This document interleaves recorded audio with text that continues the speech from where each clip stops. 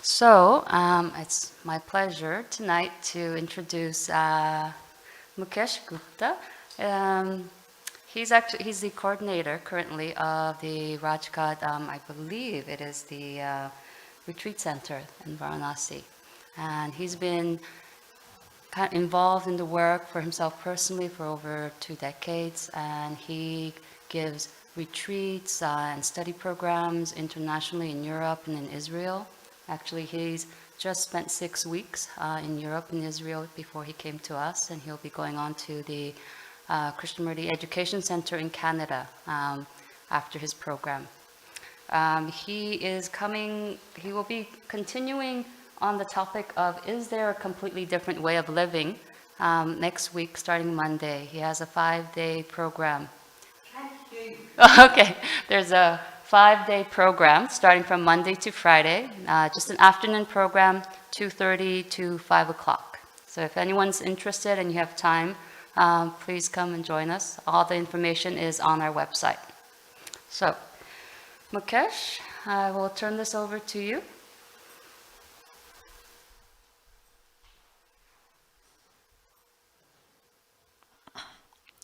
Thank you, Christy, and thanks to all of you for coming and joining in this evening of self-inquiry. So let us begin with sitting quietly for a few moments.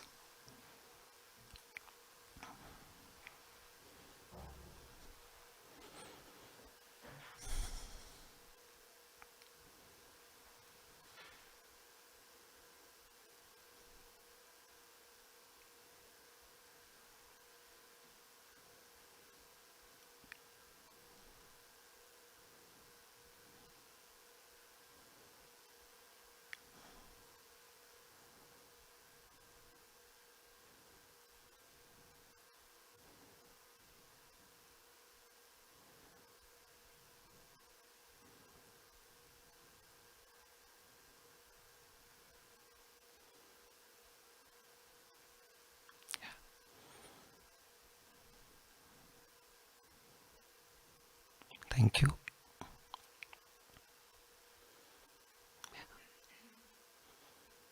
Friends, before I begin, I would like to share that I feel that Krishnji's teachings is like an ocean, and I find myself it's like a very small, tiny explorer in this ocean, and it's a great challenge to discover the vastness of this ocean. I don't know whether I will be able to share the vastness of this ocean, but perhaps maybe able to share few drops from this ocean. And as it is always recommended, don't be satisfied with these few drops. Drink from the source, from the fountain. Yeah. Another thing I feel that we need to also just pay a little attention to the language, the issue of language, because we are going to use this tool of language, and by its very nature, this tool is limited. It has its purpose, its role, if we use it mindfully. But there is also an art. How do we listen to the words which we are going to use? Because words are relative, and especially when we use it in the field of self-inquiry, when we are going to explore certain fundamental questions of life, then words tend to become more contradictory and paradoxical. That's why I feel it is important, how do we listen to these words? If we can listen to these words softly, I would say lightly and tentatively, and not to capture it literally, but try to connect to the spirit behind the words, then it will be a more meaningful engagement. So I am going to speak for about half an hour or so, and even in between, if you feel to stop and raise some question, please feel free, because I want this evening to be more engaging, not just like, I keep on sharing, but whenever you feel, just raise a question and then we can engage. So what I am going to share today, as you know, the topic of today's evening is there a completely different way of living. For sure, I am not going to tell you what is the different way of living, but I am going to explore it and maybe raise more questions. So just to share an overview of this whole question, because we are going to work together in the coming week with this question. So I am going to share maybe some deeper questions related to it and explore it. So let us see where we go from here. So friends, I would like to share our journey so far, journey of humanity, journey of this universe, just from a, if we can say, scientific angle. This, if I can say, our journey started 13.5 billion years ago. Many scientists believe that it was a big bang. Matter and energy got created. And this went on, and around 4.5 billion years ago, the planet Earth came into existence. And there is a whole history of it, how sun was created and a part of sun got separated and there were planets revolving around sun. And one of the planets happened to be this Earth. And after some time, life became possible as we know it. There may be other life forms, who knows? But as we know it, it became possible. And around 3.8 billion years ago, life forms begin to evolve. 2.5 to 2 million years ago, evolution of different Homo sapiens in Africa. And it is believed that we are not the only human beings. There were at least 6 species of human beings at that time. And we were one of them, Homo sapiens. At around 200,000 years ago, evolution of Homo sapiens in Africa. And 70,000 years ago was the beginning of language and imagination. We call it cognitive evolution. This was the period when human brain started to develop, and it gained a capacity to imagine things which don't exist. So this was an extra capacity. It can, imagine things like God or some energies which we can't see. So this was something, a kind of a turning point. And around 12,000 years ago was the beginning of agriculture. This was another turning point, because before that we were nomads going around in the forests. We were not settled at one place but moving around. But agriculture demanded us to remain settled in a one place, because when you cultivate, say, wheat field, you have to be near the wheat field. So that was the beginning of like settlements, like villages. They also came into being, and that was another turning point. And then around 500 years ago, scientific revolution happened. So after millions of years of evolution, our scientific evolution started just 500 years ago. And 200 years ago was the Industrial Revolution. And after that, things, moved so fast. Some people believe that this scientific revolution, because it is just a matter of 200 years, this Industrial Revolution, it was so fast that perhaps human consciousness was not prepared for this speed. Because see what we have achieved. There's so much speed. Aeroplanes, trains, cars. In every field there has been a great speed. So if I can say, thanks to that big bang that we are here, and we all carry the whole, in a way, in essence, the whole evolutionary history. So this is just an overview of our whole this journey. Now the question is, where we are now. Krishnaji says that you are the world, and what you are, the world is. So whatever is happening in the world is only a reflection of what we are. Life is a relationship. Krishnamurti ji always used to say that, life is a movement in relationship. To be is to be related, wherever we are. So this world is made of our relationship. If we are witnessing in the world a kind of disorder, violence, suffering, that only shows that disorder, that suffering is in each one of us. If there is peace, if there is harmony in the society, that also reflects that there is peace and harmony in each one of us. So it's very simple. What the world is, it's just created by us, by our relationships. So if we want to bring about any change, it has to begin with individual. Just trying to change the society, the world from outside, we have tried it, but somehow it has failed. It brought about certain changes, but after some time it brought more disorder. We all know historically. So somehow this inner revolution is what is demanded. But it is interesting to see where we are now.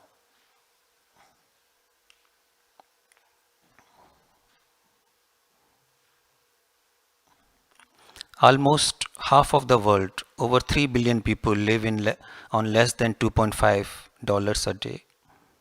There is a huge poverty. Around 85 wealthiest individuals in the world own wealth equal to that of the bottom half of the population.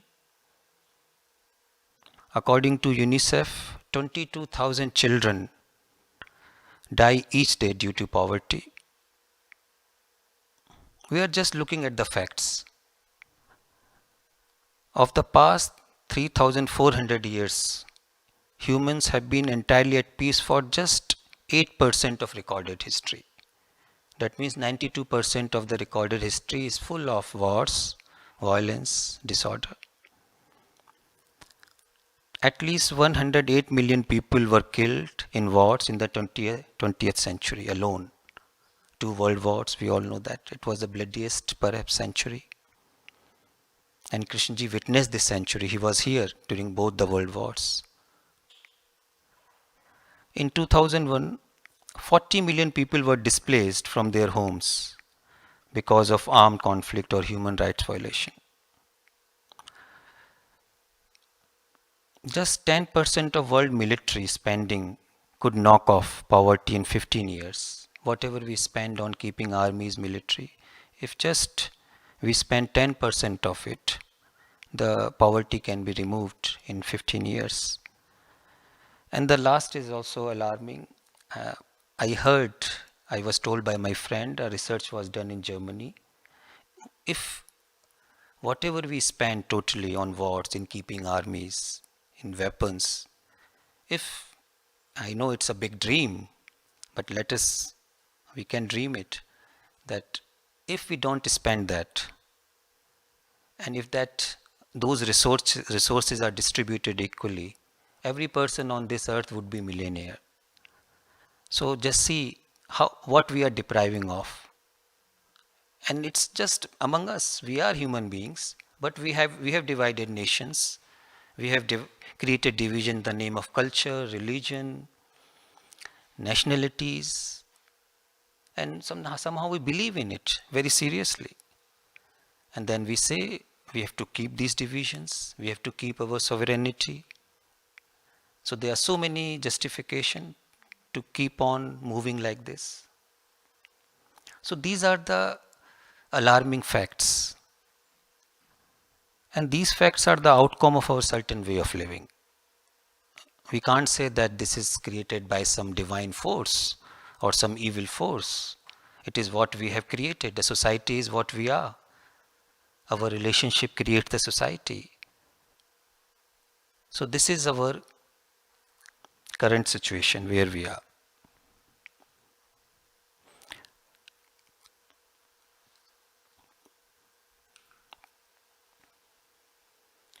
And it is really very important, in order to explore if there is a different way of living, we first explore what is our current way of living.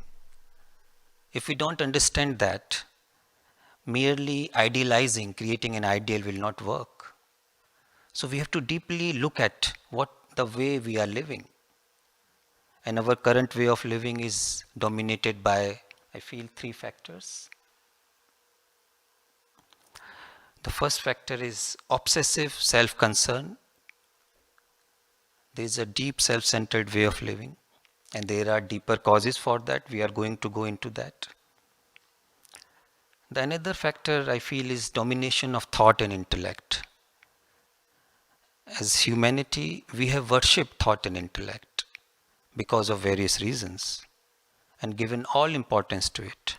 The cultivation of thought and intellect has been the main concern, it seems.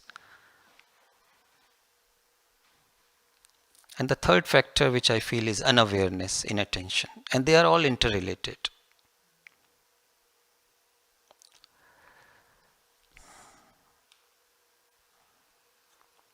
Now here just I have shared that this is our current consciousness, which is a matrix of conditioning. And this conditioning has various branches which are interconnected. So that's the first thing I feel is to realize how the human brain is conditioned over time. The one factor of a chief factor of conditioning is the thinking process and image making. And of course, this thinking process is a great tool. We cannot deny it. Its capacity of imagination is also wonderful if we use it mindfully, if we use it with certain awareness. But somehow, when we give it over importance, undue importance, then it tends to create a lot of disorder. So this thought process somehow has been one dominant factor in our life. The second thing of this consciousness is weaving stories and identifying with them. We are expert in weaving stories. It's not just recent, for a long time. And like, for example, to give you a very simple example, like we are born in a certain country, a certain family. For example, I was born in India in a Hindu family. So I was given this label, this, you are Hindu. Then within that, another layer that you belong to this caste. So there were layers and upon layers. And this identification process was strengthened over the years. And then, of course, you belong to this nation. So somehow we start believing in those stories. Thought creates those stories and it starts identifying with them. And we derive our identity through those stories, which are actually fictional. And when we start believing in fiction, then what happens is we create division between us. And we start relating to each other through images. And this is another very dominant factor with us, that we create images of one another. The thought creates, and through those images we try to relate with each other. So then what is happening? Relationship is happening between images. Human beings are gone. And when images are in like relating to each other, then hurt, suffering is inevitable. We can't say that I want to get rid of hurt and suffering and I want to keep images. It's like a package. And in this package, pleasure is there, suffering is there. But we want to be selective in it, but it's not possible. And another dominant factor in this conditioned consciousness is occupation with what should be. Somehow thought is not able to deal with what is not able to stay or face the reality. And it escapes and it creates what should be, an ideal. And this has been our, story. And through that what should be, we are all the time pursuing that what should be and forgetting what is, or our connection, direct connection with what is. So this, this whole struggle between what is and what should be creates lot of fear and lot of suffering. And once fear is created, and fear gets created when we don't face the reality. When we move away from the reality, fear is natural. And in order to escape from fear, or avoid fear, we search for pleasure. So this becomes the nature of our conditioned consciousness. And we have to really deeply understand it. Now, I am raising few more questions here. What is the fundamental function of the brain? If our brains are conditioned, and we are using this brain in order to solve problems, first of all to create problems and then solve. So what we are doing, are we reducing this brain into a problem solving machine? First we create problems and then try to solve it. So is this the fundamental function of the brain? We don't know. Maybe there could be a deeper function of the brain and we have lost contact with that. So we need to explore this.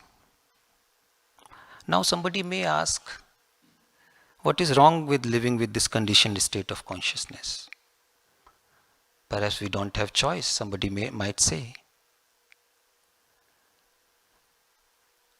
The only problem, there may be no problem, except that a conditioned consciousness becomes a ground for suffering. Why?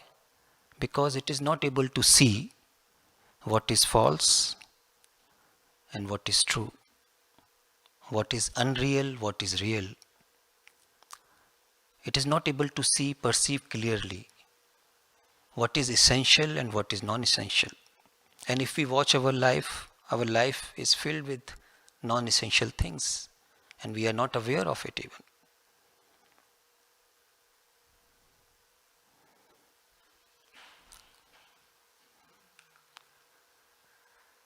So the question is, are we awake to the suffering of this way of living? If we are not awake, if we don't feel this suffering, this pain, the way we are living, this question will not arise. There is no question of this.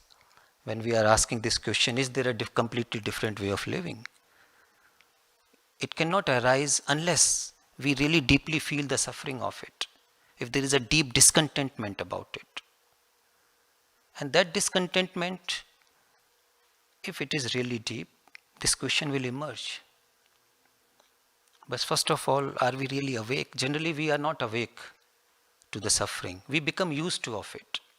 We become so much used to of it that if there is no suffering, if there is no problem in our life, we become restless. When we wake up in the morning, perhaps human mind, brain starts looking for problems. If there is no problem, it would like to create a problem. But this is the irony. Yeah.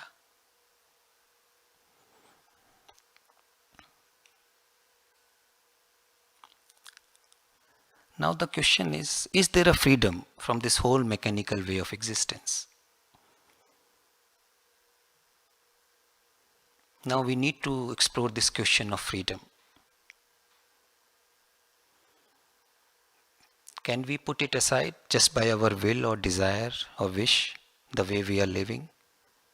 If it was possible, we could have done it long back. No outside factor perhaps can bring it about. So what does freedom mean? And here I really appreciate what Krishnamurti says. Freedom is not freedom from something. Freedom is to see what is the conditioning as it is, even without this demand to end it. I know it is something entirely different. The way we perceive, understand freedom, The meaning of it is totally different here. Is to see whatever is happening, to perceive what is the reality as it is.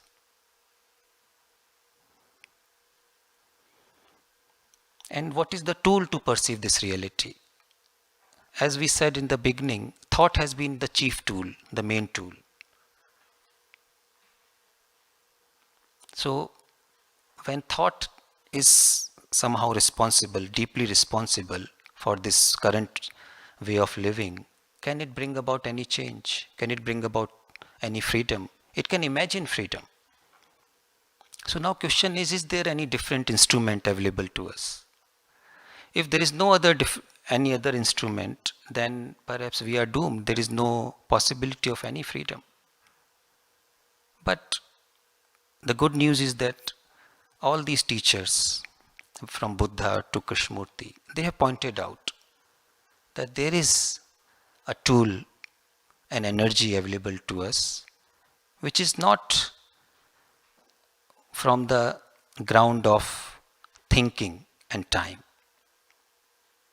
which does not belong to this thinking field, because thought is always born from the past, which is a response from the memory, and which had its place. So we are not saying thought is something bad or good. It has its purpose, but somehow when it enters into the psychological field, it tends to create disharmony and disorder.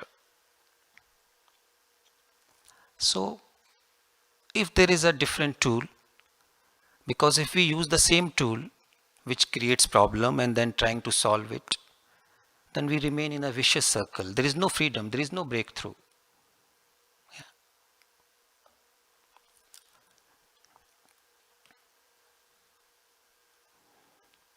Now here comes what Krishnamurti has explored as freedom.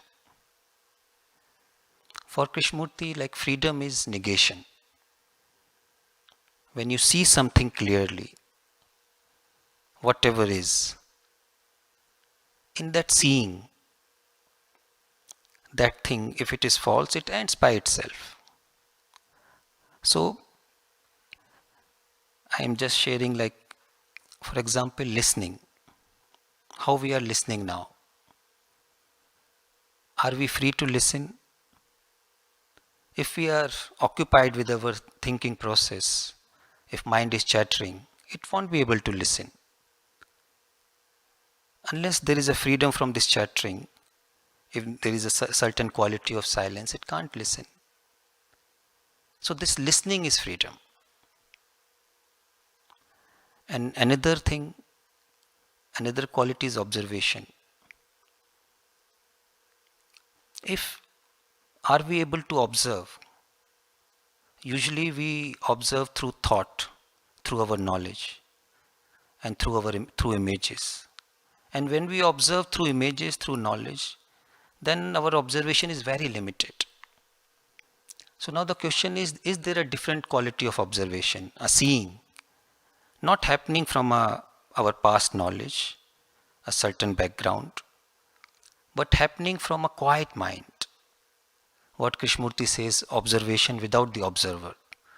Because observer is created by thought. This whole sense of me, I. It's an activity of thought. So, this seeing which is coming from a quiet mind is freedom. And another thing which Krishnaji talks about is attention. So out of this deep listening and seeing, can mind be attentive? And this attention, as Krishnaji says, that it has no center. Because when we are watching from a center, it is always very limited. Because center will color whatever we observe. It's like, there is a circle, if there is a center, so there is a circumference around that center. We can expand the radius, but it will always be limited by the center. But if center is gone, then there is no border, There is no circumference. And that is attention. And when there is attention, that means when there is no center, there is love. So, in order to explore a different way of living, I feel that we need to use or we need to explore this other kind of energy, which we may call the energy of listening, or energy of observation, seeing, or energy of attention. And this is available to us, I feel. But what happens that when we give all importance to one energy, one tool, we almost forget the other, we neglect the other tool. That's why Krishnaji always demanded in right education, we need to bring together both the intellect, the thought, and the mind, and the heart. So both need to be educated. What we have done, we have given all importance to the thought and intellect and neglected the other, the exploration of oneself. So can there be an harmony? This is the question. And this exploration requires the art of listening, looking, and learning. A learning which is not of accumulation. It's not academic learning, but a learning which happens out of listening, out of seeing. And when we see something which is illusion, it drops. You know, what is illusion? Illusion is something which actually doesn't exist, but we believe in that. But the moment we see it, that seeing itself is the dropping of that illusion. It's not that I make effort to end it, but just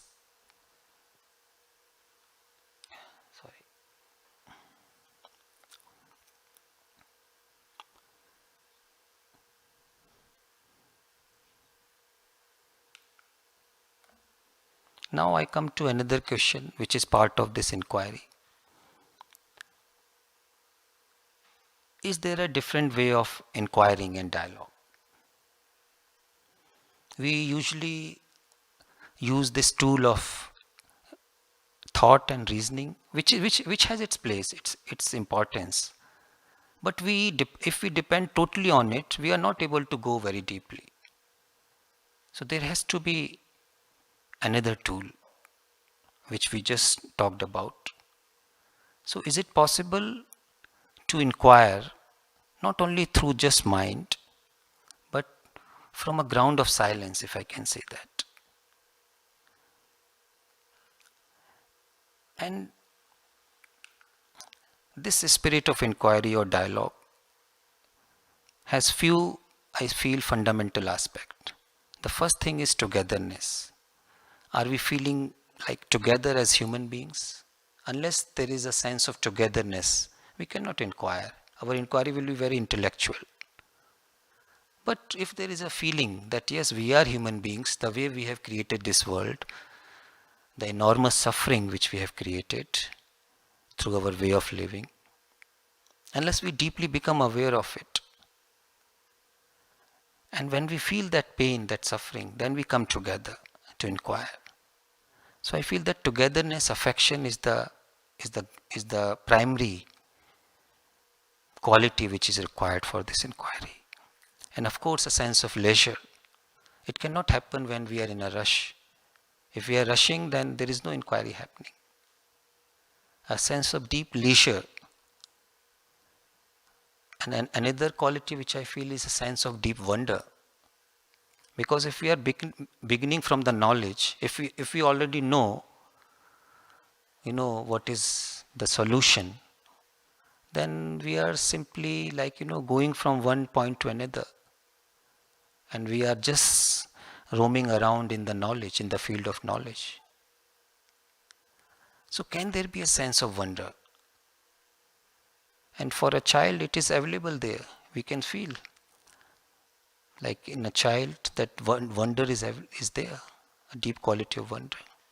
But somehow the way we grow up, we lose that quality, that sense of wonder. the sense of not knowingness. And I feel without that wonder, that innocence, we cannot inquire deeply. And with this quality, we can listen and look together. And another very important part of this inquiry is staying with the question. And I remember, perhaps it was Albert Einstein who said that a genius is a person who is able to stay with a question for a sustained period of time. It's nothing like they are some special or extraordinary people, just to, when we are able to stay with a question, because there is so much rush inside to find an answer. And this old mind, old brain is all the time restless to find some kind of answer so that to get satisfied. But when we stay with the question, that question has its own journey. That question has its own response, deep response, not reaction. And I feel this staying with the question is very important. The question which we are dealing today, is there a different way of living? To remain with this question, not quickly answer it, because all the answers coming from my knowledge, my thought process or brain, old brain, won't be much meaningful. So is it possible to stay with the question and see our restlessness to find a conclusion, even answer from Krishnamurti teachings? We may gather answer, but somehow these teachings are demanding to really deeply go within oneself and don't look for answer from any authority. That's why freedom from authority is another primary demand in any inquiry.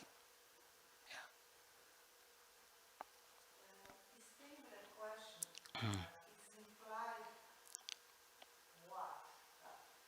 It's the content of the question, what is around it, the energy that can be gathered, what? In the inquiry, you are asking. Yes, in this last, because I feel that is a key point, because usually it's a bit discomfort Yeah. to stay with something and let some unknown quality come in.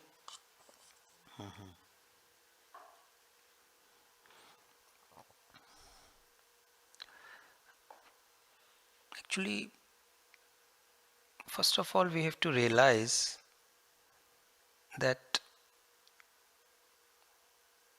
are we really inquiring? Because when we use this tool of knowledge, which has its right place, we are not denying it, but it is an art to learn when to let go of that tool, not to totally depend on it. And this quality of this silence, I feel, is very important. And this silence is not generated by some outside factor. This silence comes as we observe, as there is a listening. So this listening, observation and silence, they go together. So these are like not because for the sake of sharing I have written these things, but they are all interconnected. They are not different things. Actually, this sense of affection, togetherness, leisure, wonder, listening, looking, and staying with the question. This is one process. And it doesn't depend on our any acquired knowledge. It's like seeing the limitation of knowledge and giving its right place, not condemning knowledge.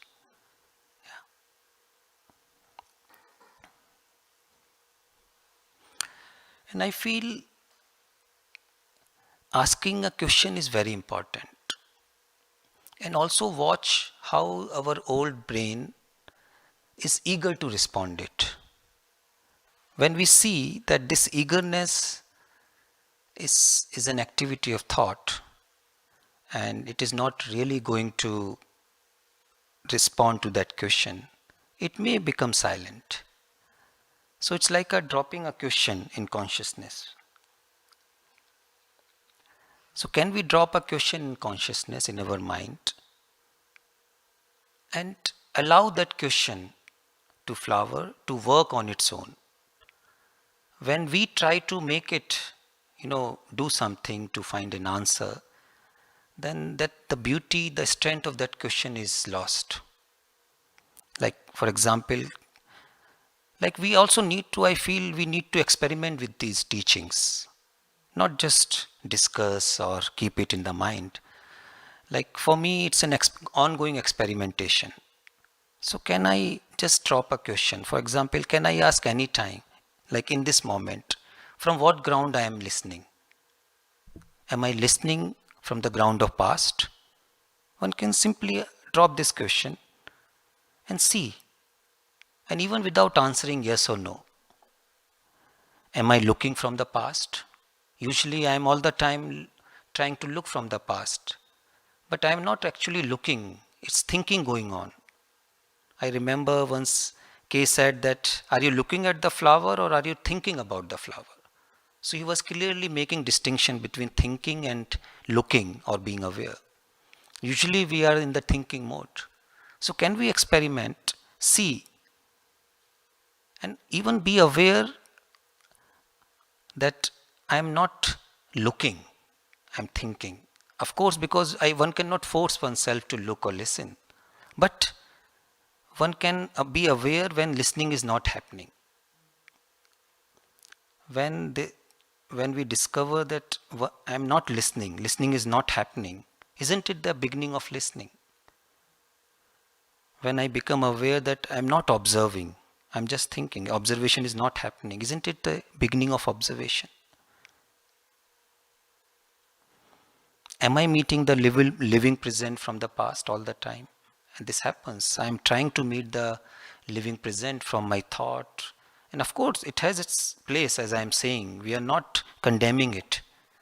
But to realize the limitation of thought is very important. And giving its right place. Otherwise, now what is happening? Thought is using us. We are not using thought. It has occupied the whole field. There is no space. There is no quietness. And one very important thing I feel is that to learn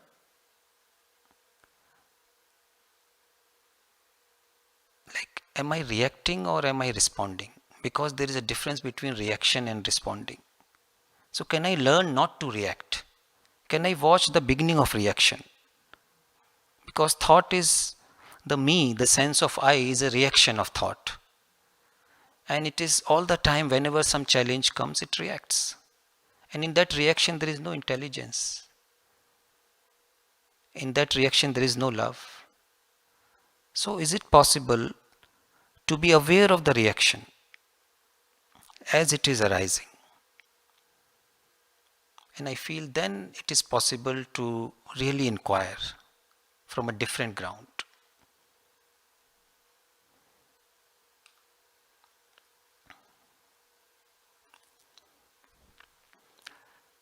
There is also another aspect of this whole inquiry. I feel that, as often Krishnaji says, that there is as long as there is suffering, as long as our house is in disorder, there cannot be love. So what will bring the ending of suffering? What will put our house in order? Is it listening, seeing, the quality of listening, the quality of seeing, the quality of learning as well as unlearning? And all these qualities are part of, if I can say, love. So it's like paradox when Krishnaji says that it is only, unless there is an ending of suffering, there cannot be love. Only love can end the suffering. Only love can put our house in order. Now, we may ask in our eagerness, then what is love? How to get it? But as we all know, what is the approach of K? He said, don't ask. Just put this question deeply, connect to it. There is no how. And I feel that what is more important is to feel that when there is no love in our heart, when we realize that there is no love, I really don't know what love is. That deep moment, not just an intellectual question, but really realizing that I really don't know what love is. That's the beginning of a different quality when I see that. Maybe if we can use that word, that's the beginning of love. When I deeply realize I don't know.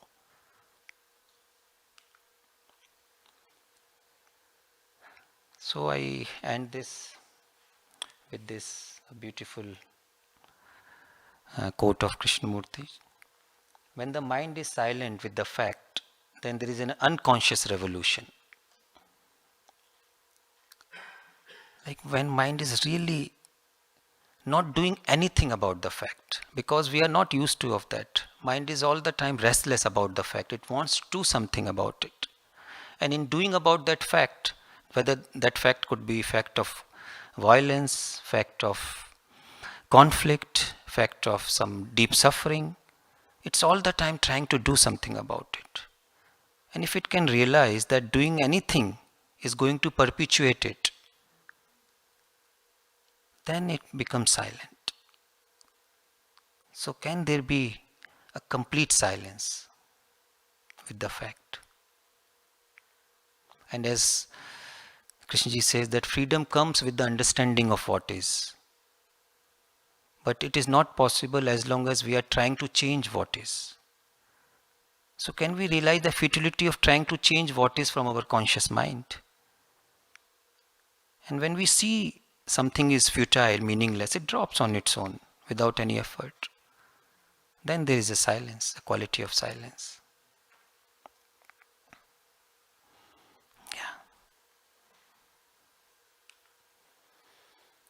Love alone can bring about a radical revolution or transformation in relationship. And love is not a thing of the mind. Love is when the cunning self and closing mind is not. So I keep it open. Please feel free to share some question or observation.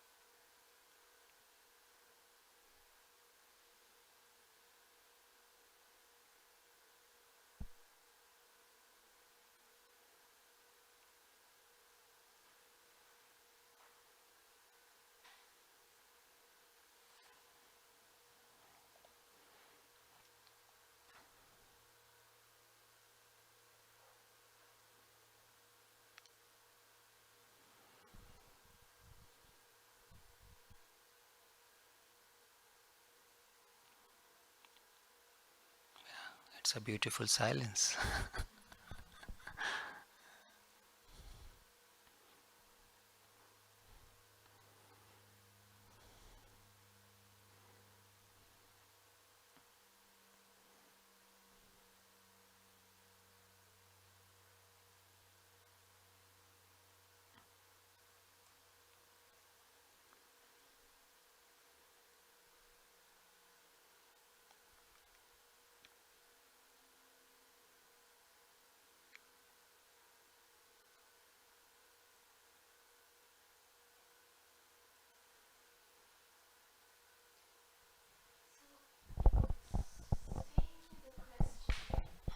You can use this mic. Staying with the question, does it mean, am I turning a blind eye to what's happening?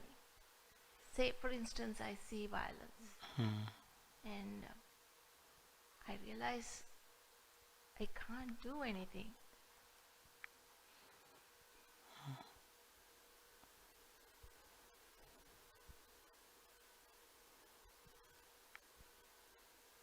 But I'm also suffering seeing that.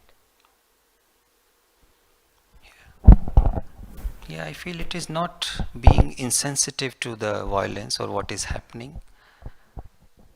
Actually, when I see the violence happening outside, I may also discover the root of that violence within oneself, because what contributes to that violence? Maybe each one of us is contributing. I may not be aware of it. So, what is violence? We need to ask this question. Not just physical violence, but what is the beginning of that violence? Like, in a very deep sense, isn't it violence is an outcome of our deep ignorance?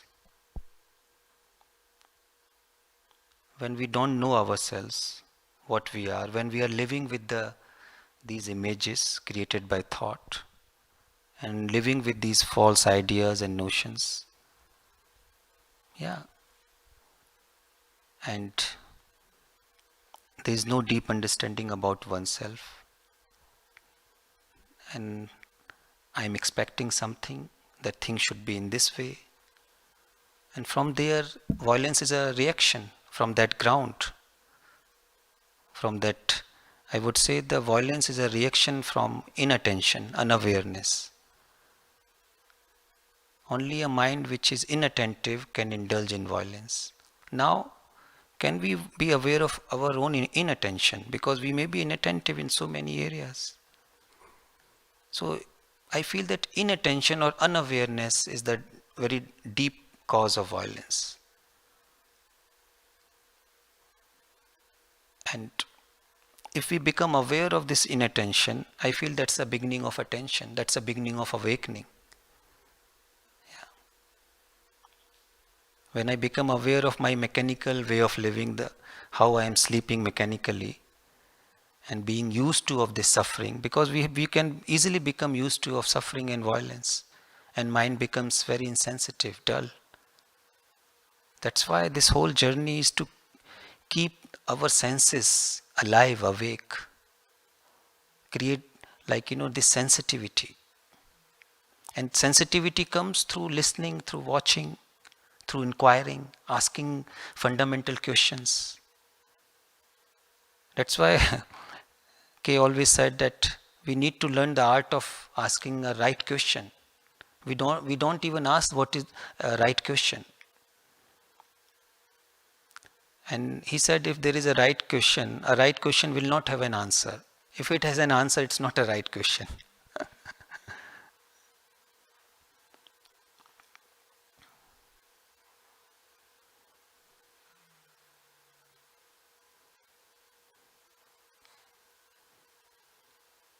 And this is another beauty of K's teaching, that he is not giving any ready-made answers.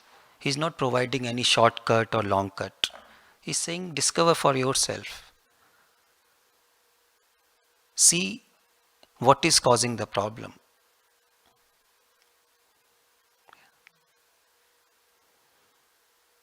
And he is also showing that by what means a problem cannot be solved.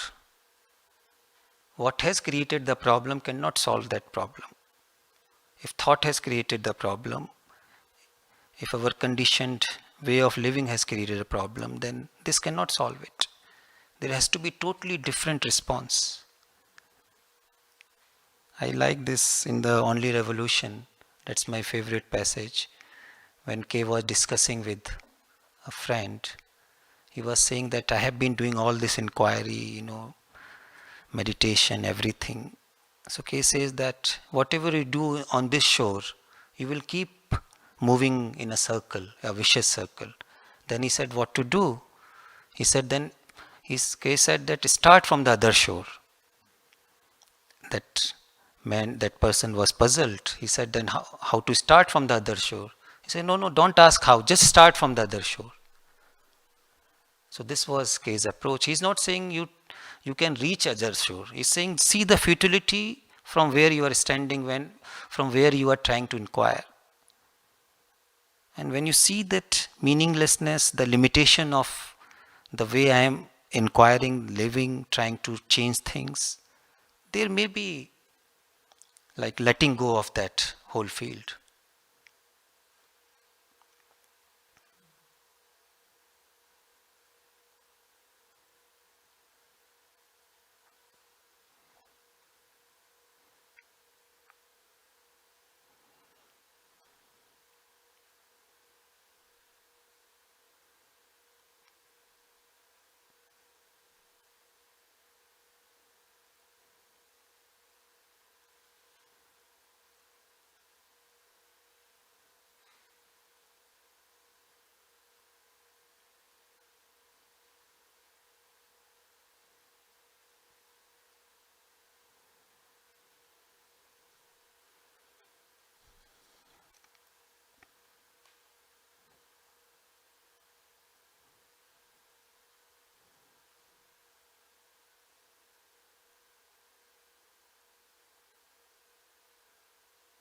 And there is also another point that what Kay was often pointing out, are we asking impossible questions? Because usually we ask possible questions and remain in that field. Like how to resolve this conflict, how to end this suffering. So when we approach these profound teachings in order to solve our, petty small problems, of course no problem is small. It is a invitation to look deeply into it. But if we try to use the teachings in order to do something or get something, somehow we are reducing the teachings into our small cup.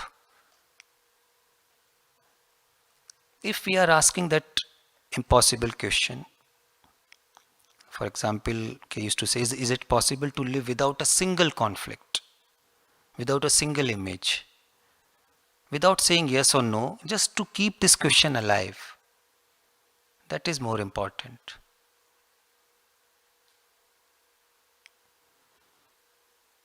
And if we are staying with that impossible question, then those problems will have their own, response, will have their proper place.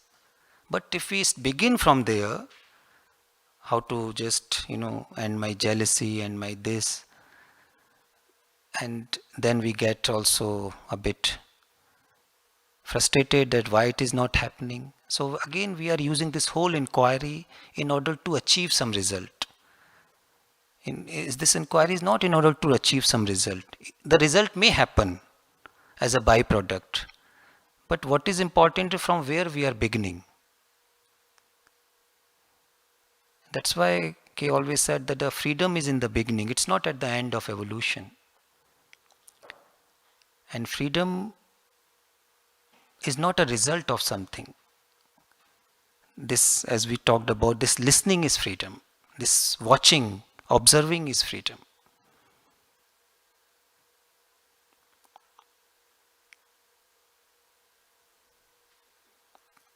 Also, I feel there is a question of energy.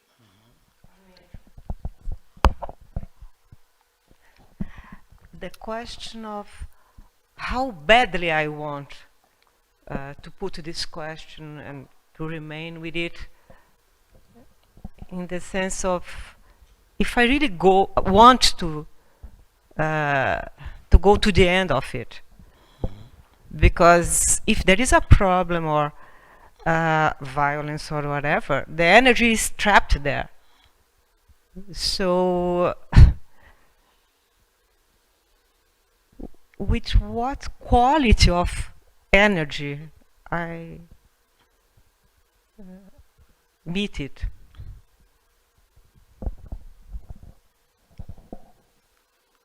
I feel that energy is available.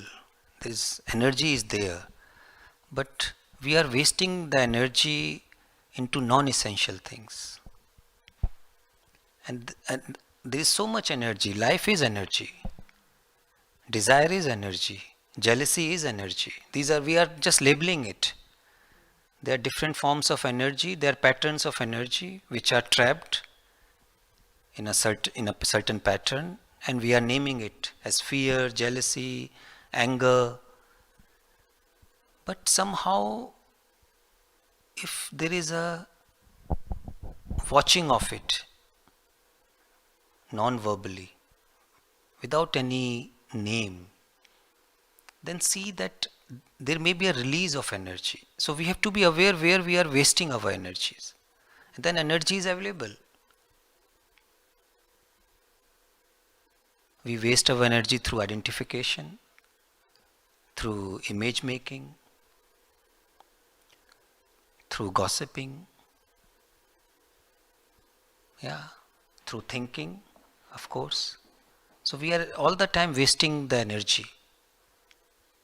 And if we become really aware how we are wasting it, there may be a stoppage of that wastage.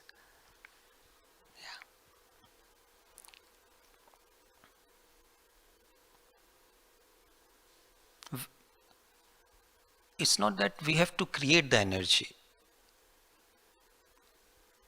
When there is a facing of the reality, whatever reality, howsoever discomfort, uncomfortable it may be, or painful it may be, if there is a facing of that reality and without any movement of thought, then the energy comes on its own. It's not that we create it's there. In escaping, we are wasting energy, escaping from the reality. In creating ideals, we waste lot of energy. Then we lose contact with what is.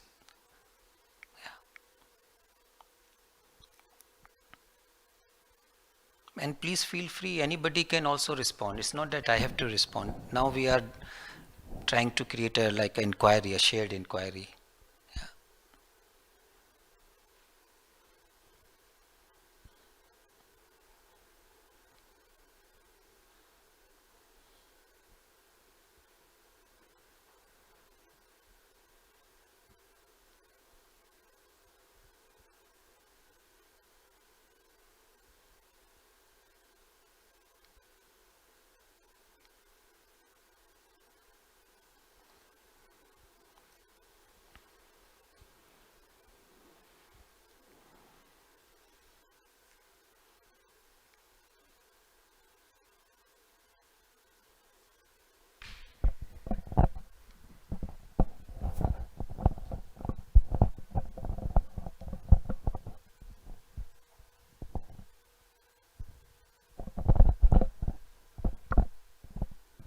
Perhaps we're struggling to obtain the quietness of mind, the serenity, the peace of mind. In order to get there, we have to go through the process of what you're talking about: listening, self-inquiry, observing, all those things. After all doing that, your mind still struggle. Bring you back to where you begin, where the search began.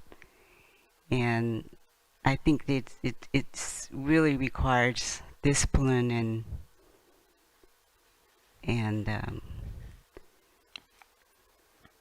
releasing yourself and doing a self-inventory of why you're constantly going back to where you began with, of the mind wandering. So the question is, do we ever get there? Can we ever obtain the serenity, the peace of mind?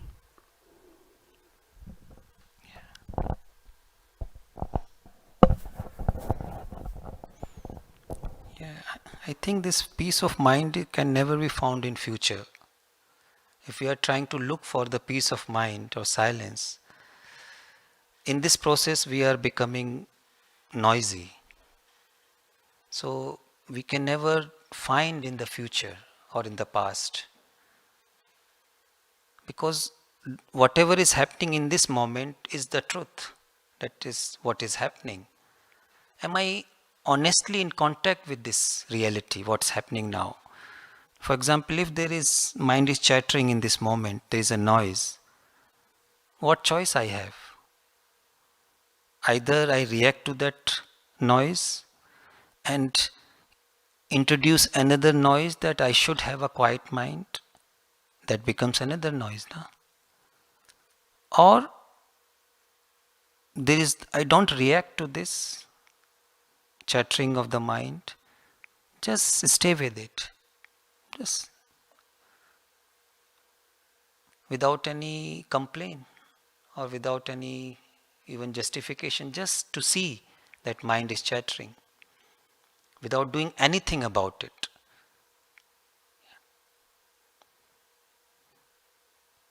Yeah, this is something.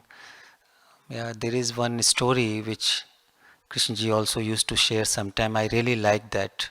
There were three monks, those three seekers. They were living different places and they decided that they should go in silence. So they they found a house on a mountain to live there, and they were really quite serious seekers, and so they vowed that they will not speak. So 10 years passed in the house, they were all silent. When one monk was passing through a window, suddenly stopped, and one sentence came out of it, un- just unconsciously. What a beautiful weather. Then he suddenly realized he has spoken. He became again silent. Another 10 years passed. Another monk was passing through the window and he said, suddenly it came out, it may rain. And he again became silent. Another 10 years passed. Although three of them were eating their supper, the third monk suddenly came out this sentence, I wish you both were silent. So actually in all these years nobody was silent. They were trying to create silence. Inwardly the noise was going on. So that's why I feel that profound things can never be created or cultivated artificially. Whether profound like silence, beauty, love, they happen, they come as a byproduct. I cannot pursue it directly. I can be only deeply, intimately in connection with what is happening. And if I try to pursue these things, I create more illusions. That's why it is more important to realize what love is not, like what silence is not, to remain honestly in contact with that.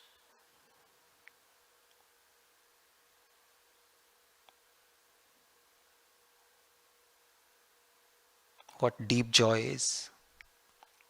When I try to pursue happiness or joy, it flies away. It's like butterfly. When you try to capture it, it will. But if you sit quietly, silently, who knows, butterfly may come and sit on your shoulder.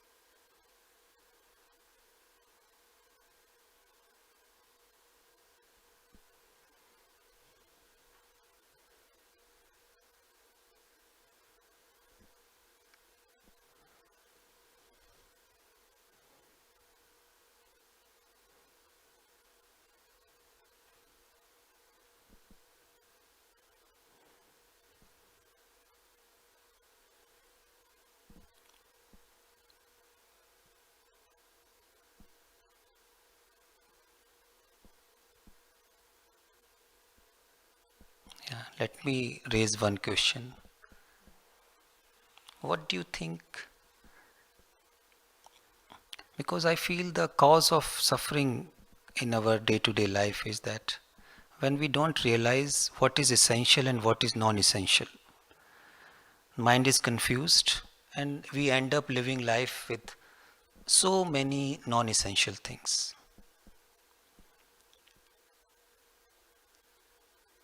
So in a deep sense, how can we discover, find out what is essential and what is non-essential? Yeah, please.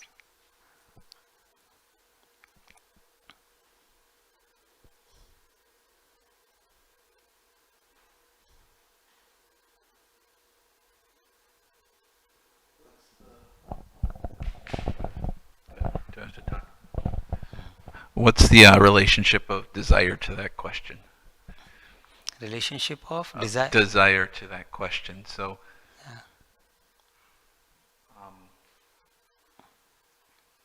is there desire without possession or ownership?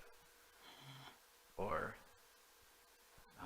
and might it have the quality of insight or intelligence?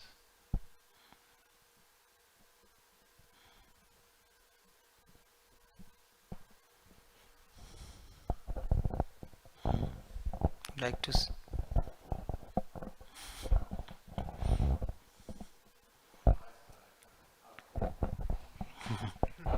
So, Jonathan, I thought perhaps in your question you were asking, is there a desire to know in that question? Were you thinking along those lines? When you raised a point of desire, were you suggesting, is there a sense of desire already in that question?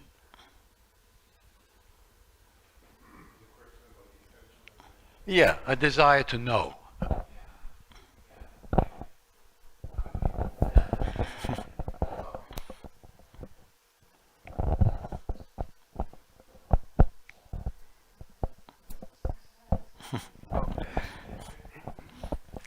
maybe.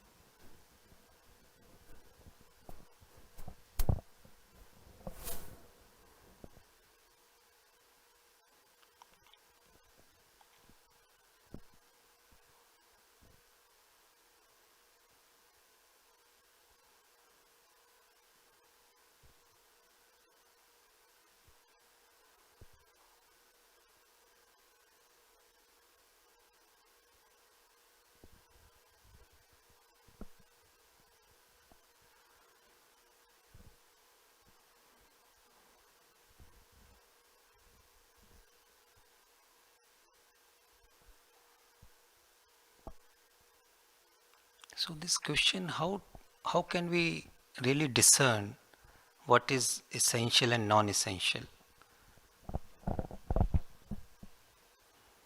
If desire and thought,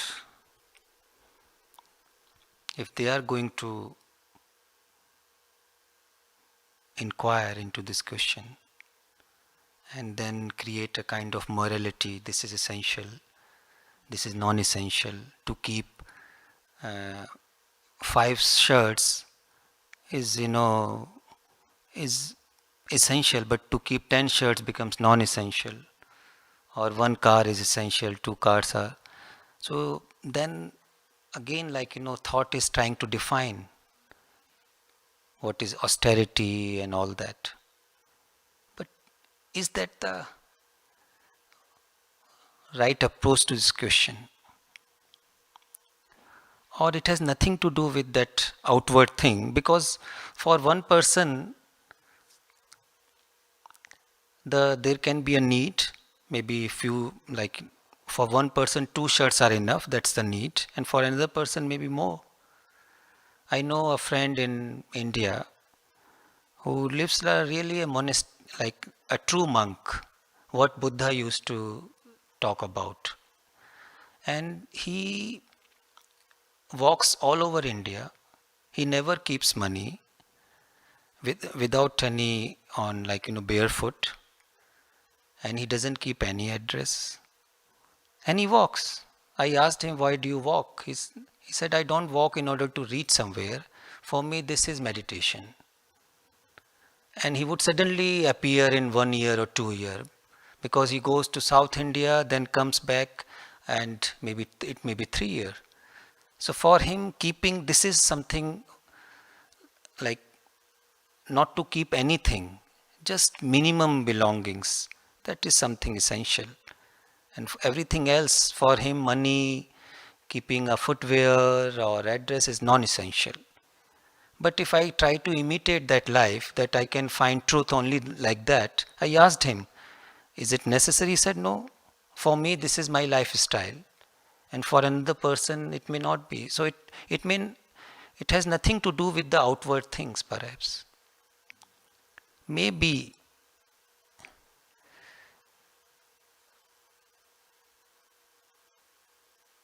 inattention is non-essential. Inattention or unawareness is non-essential. And this quality of attention, which includes quality of love, is essential. Can we say that? And of course, we cannot cultivate it. But again, we can be attentive to our inattention, our lack of love. So this attention can begin at any moment. It's not I become attentive. There is no becoming in it.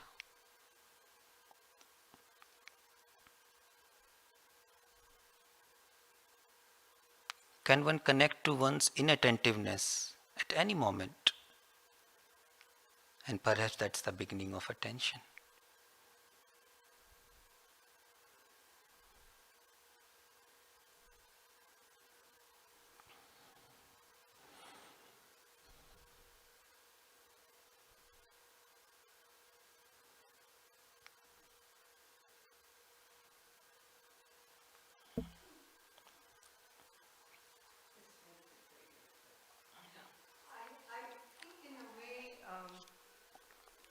That when I don't know when there's attention.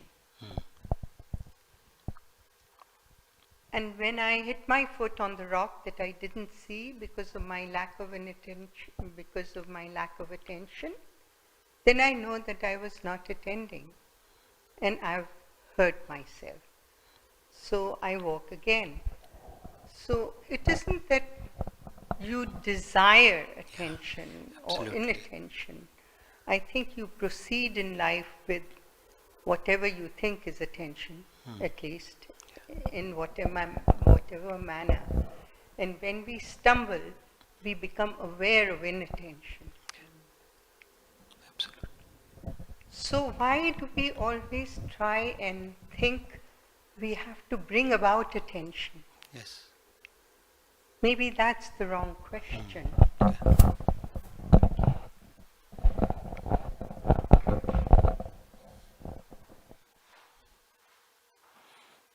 Can we say that, like stumbling upon a rock or any pain which comes in our life, that's also like stumbling or suffering?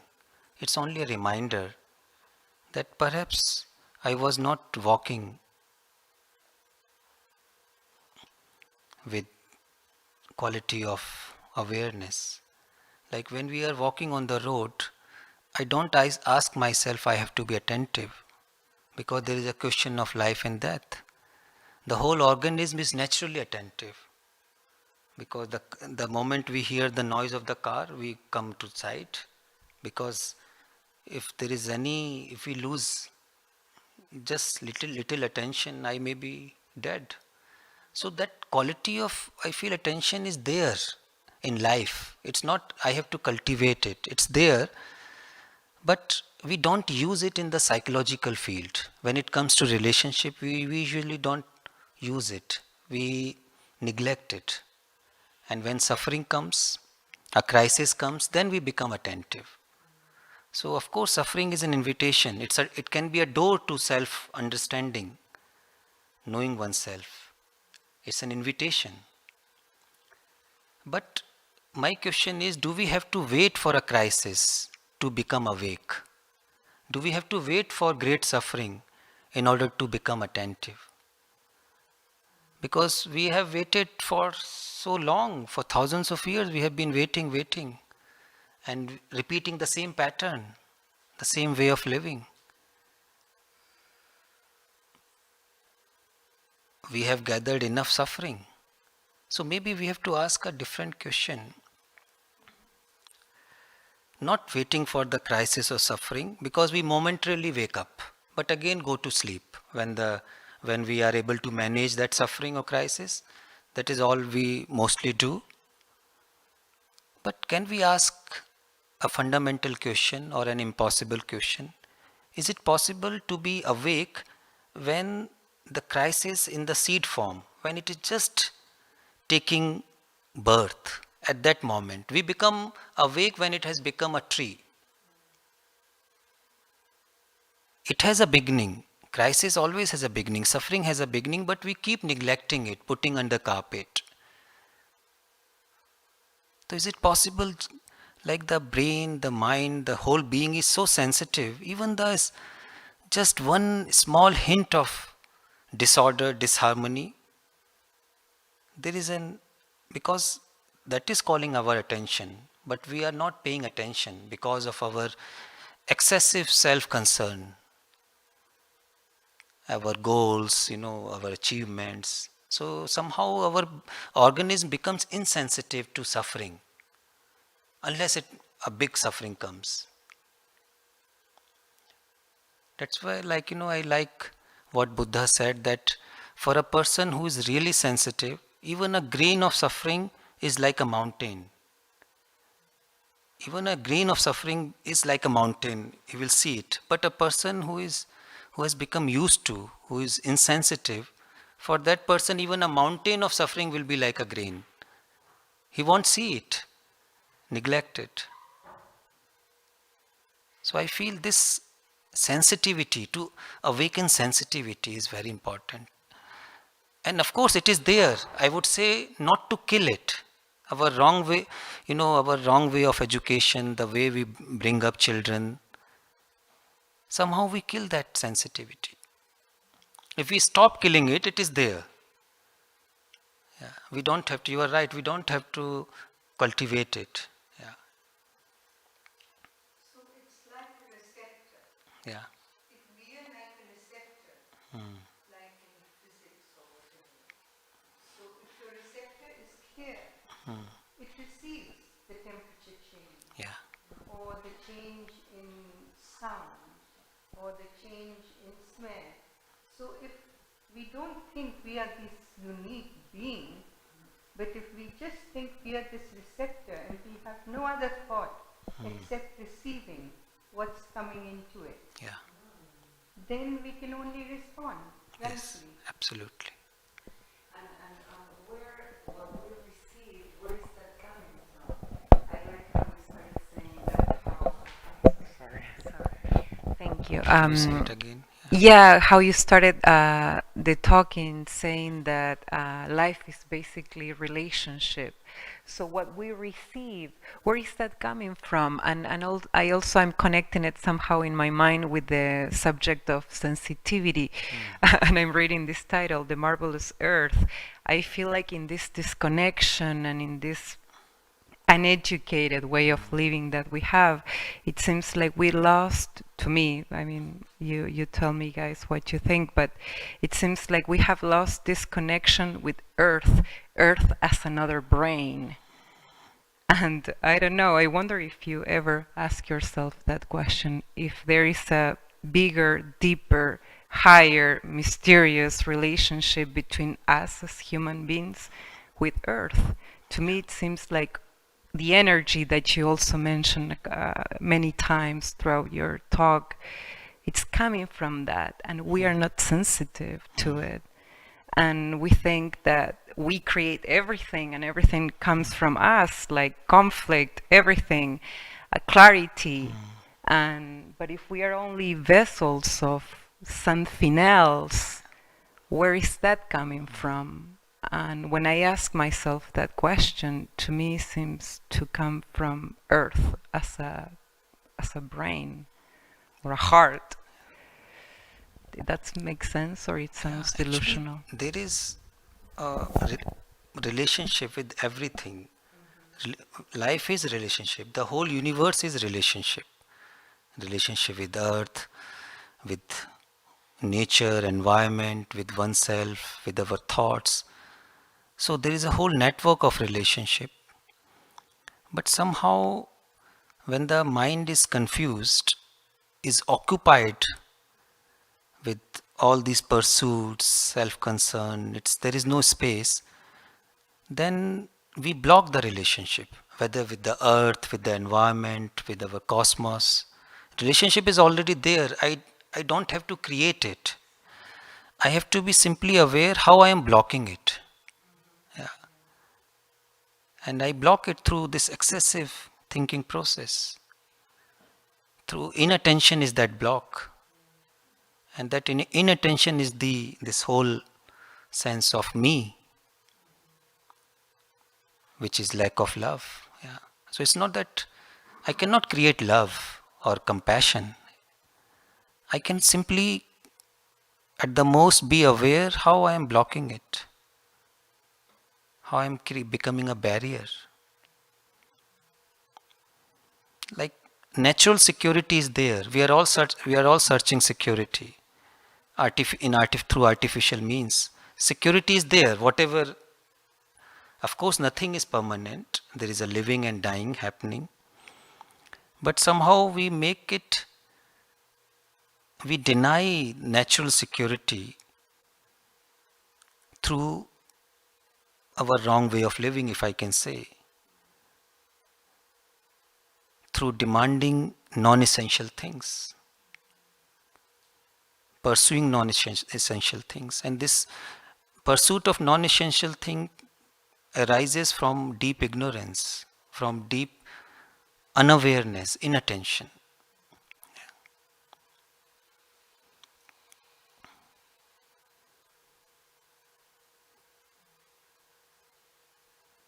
What Gandhiji said, that the earth has everything to fulfill everybody's need, but not greed.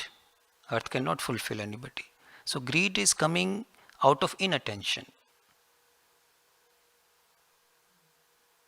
out of unawareness, out of non-observation, non-listening.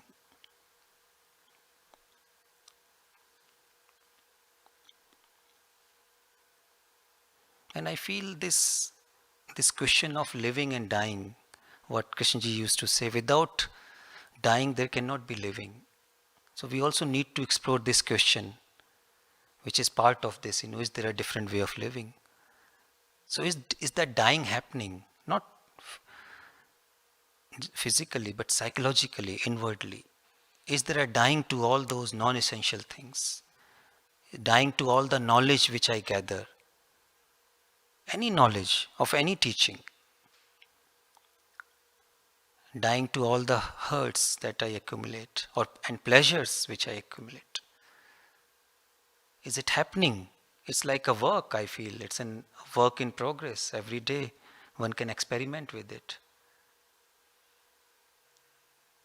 Or I keep on thinking about these things and things keep on accumulating. So we are also masters of postponement. We keep on postponing. I will do this work tomorrow. But that tomorrow never comes. So I feel the work happens in this moment, not in the past or future. Whatever work, this deep inner work. And dying is a very natural process. Dying is happening all the time. I am not aware of it. Rather, there is a lot of resistance towards this dying. So from where this resistance is coming? Non-acceptance of this dying. Because dying is happening, even our whole body, things keep on dying. Even what I have lived till now, it's already dead. It's only in the memories. But I keep on holding on to that. I don't acknowledge that things have already died. The life is in this moment, in this living moment. Life cannot be anywhere else, only in this living moment. The true deep love can only be in this moment, not anywhere else, either in the memory, in the past, or in the future. The beauty can always be in this moment.